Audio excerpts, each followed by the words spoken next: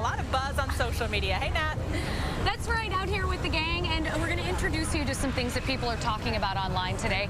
And we start with a question: what happens when you don't necessarily support the same presidential candidate as your spouse? Uh-oh. It could create some friction, kind of like a Chicago Bears Green Bay Packers household. Yeah. Oh, that's even kind of worse. It could be. Yeah. So one woman has started a blog about how she's still going to love her husband, even if he decides to vote for Donald Trump, which I'm pretty sure he's going to. Her name is Alicia Chandler, and she writes that some people gasp when they hear her Republican husband, he is a Republican, folks, is going to vote for Donald Trump. She writes how she hates Trump and could never vote for him, but says people who say they should divorce because of his political views are just not too bright. I would say that that's a bit much to get a divorce over your political views. But, I would think so. And wouldn't it make for a boring union of any kind if you agreed on everything? That's right. They say that opposites attract. Yeah, I mean, you don't want to be fighting all the time, but if everyone just, you know what it's like if you're in a relationship, everyone just, oh, I agree. Right. That's So, not fun. okay, I'm going to give you a little portion of the blog that she wrote, okay? She says, right. I fell in love with my husband almost 18 years ago, and whatever happens on November 8th, I will still be in love with him, but I will not watch election returns in the same person. Well, maybe they could like do a little binge watching of Narcos or something that night. Great Right. series. Love Just it. pretend it isn't going on. Yeah. All right. Finally, proof that one man's junk is another man's treasure. We have a guy that rounded up a whole lot of chopsticks and turned them into a piano, and the sound, as you can imagine, is amazing. Let's listen.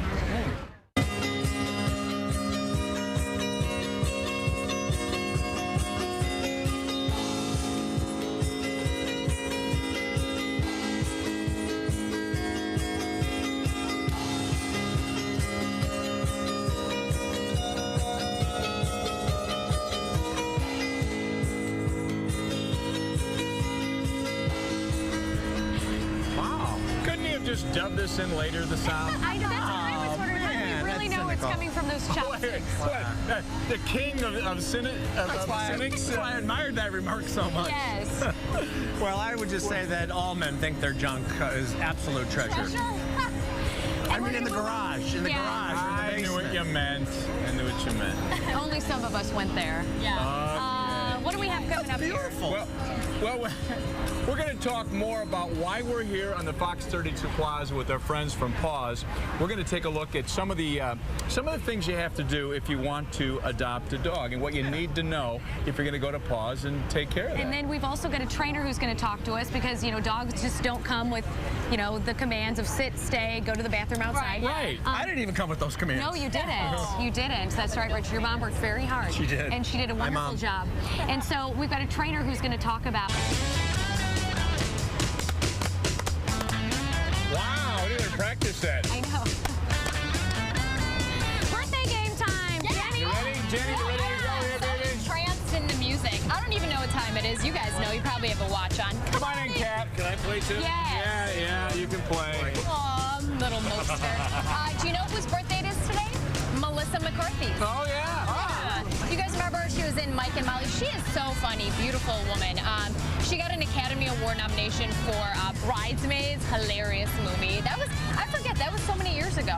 When did that movie come out, About Richard? 5 years ago. She's from Plainfield, Illinois. One of our Cousin own. of Jenny. Cousin of Jenny McCarthy, of course. Actually worked on Jenny's shows when she was first coming up. Jenny Singled actually helped her out. Yeah. As a Singled Out. production One assistant. of my favorite Yeah, shows she's on ever. Singled Out, Yes. actually. Yeah. That's great, and they're both like hugely successful. right now. Absolutely. So, all right, Melissa McCarthy, how old do we think she is? Wow. Let's go to Well, line. I'll go with, 36? 42. Yeah, I'm going dog years, so I'm going to say a little older than 6, because I'm going to say 44. Because it was a while before Melissa really kind of hit her stride. maybe you're right. I'm going to say 44 for Melissa McCarthy. I'm going to agree with Richard. I go 44. All right, Melissa McCarthy. 46. 46. Okay. One of the all-time nicest people in the business, too. I think she likes me. Well, she is married. I'd say it's okay. We can have. Her husband was in Bridesmaids. Wasn't he the FBI agent next to her? And has directed her in some films as well, yeah. Yeah. All right, so next up, Macaulay Culkin. It's his Oh, birthday my today. goodness. Been a while since we speak. What? Someone had to do it. My big thing, I want to make that face when I think about he was engaged to Mila Kunis for a while. Yeah. Wow. Kind of an odd couple. It does. An odd pairing. Yeah. she's married to now. But I mean, so he, you know, obviously Home Alone. He was in Uncle Buck, My Girl and Richie Rich. I mean, he was one of the most successful child actors. Yeah, for a while. Had it going for it. What do you think, Nat? You go first. Oh, man. I'm trying to figure, is he my age or a little older? I'll go with 35. Okay. You're doing the math. Do you need a calculator? 37. Yeah, I think you're right in the ballpark. I'm going to go 34. I'll go 36 then. Macaulay Culkin. 46. Oh, no. What? Really? That's a typo. It's because he stays out of the sun. He's so pale. Wait a minute, that was wrong, right? 36 for being told. 36. I was going to say that would have been, he was 17 when he was that little kid. Unless he was like one of those little people, which there's nothing wrong with that. Once in a while they get a little people to play a Somebody person. get on the but- Google machine and confirm he's that 36. Macaulay Google it. No, it's 36. 36. We just corrected it, yeah. Yeah. Well, happy Oh, birthday. wow. If Macaulay Culkin and Melissa McCarthy are the same age, we're in some sort Yeah. of weird parallel universe. Yeah, that happens once in a while. You know, the birthday machine gets kind of messed up. All right. So, shall we talk a little? Are we talking a little weather right now? We can, or we can just look at a sleeping dog. If only there were some sort of Dog saying days of about August. let sleeping dogs.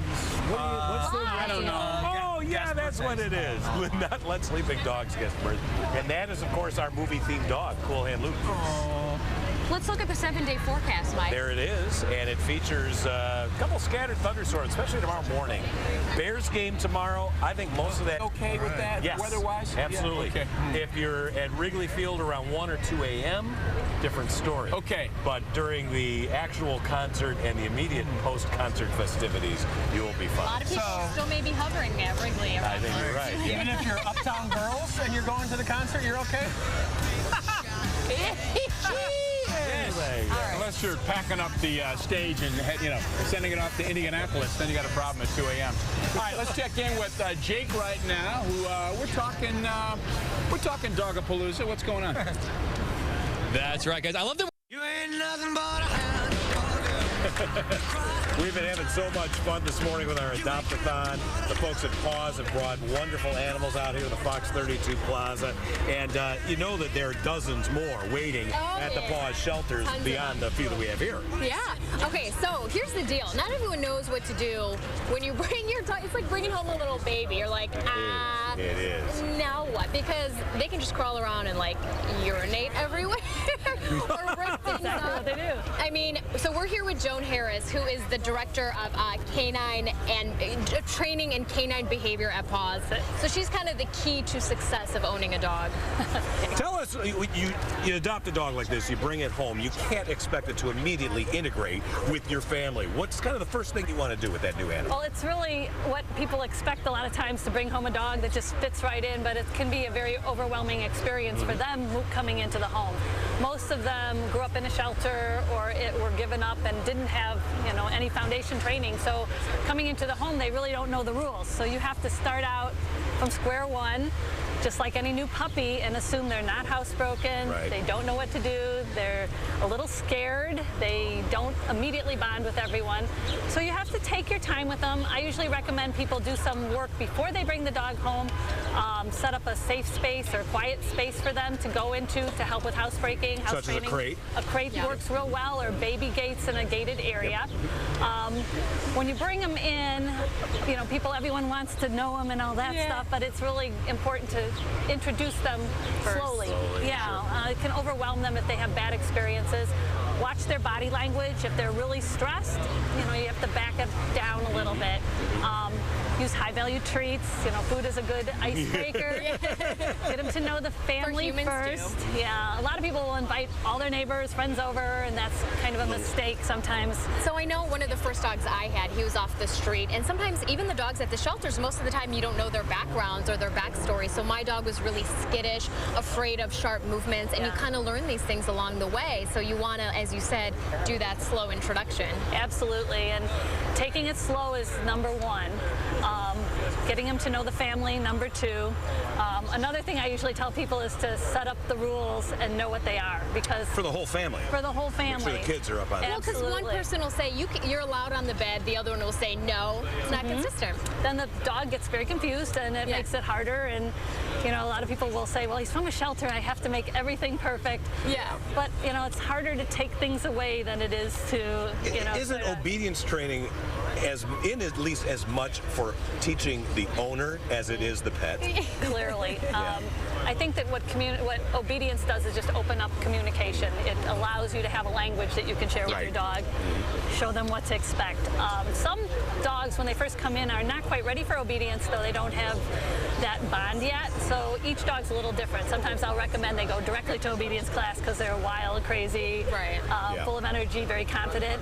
If they're fearful, I usually ask people to wait a little bit, maybe a few weeks till they get used to their environment, and then start with that. But finding a good obedience class at a shelter or a facility somewhere close to where you live, that's really helpful. We've done that with our dogs, and you know, they're real good at class, and they tend to forget a little while after you get them home. And it's all like the positive reinforcement you're saying. You don't want to hit your dog. You want to reward the dog for anything good he does. I always recommend to find a positive reinforcement style of training because there's really no need to use any kind of punishment to teach a dog. Because they don't understand. They don't understand, and it can destroy the bond, too. If you catch them doing something in the house, though, you don't want, I mean, we'll yell and like, no, no, no, no, no. Of course, But, you know, if you come home and the dog has done something bad, and then you yell at it, it has no idea what you're talking about. That does absolutely no good. And here's my little tip. When you get a new puppy, don't buy him a brand new fancy bed that costs hundreds of dollars, because they're going to eat it. They're going to eat the second one. And I went through 3 mattresses for my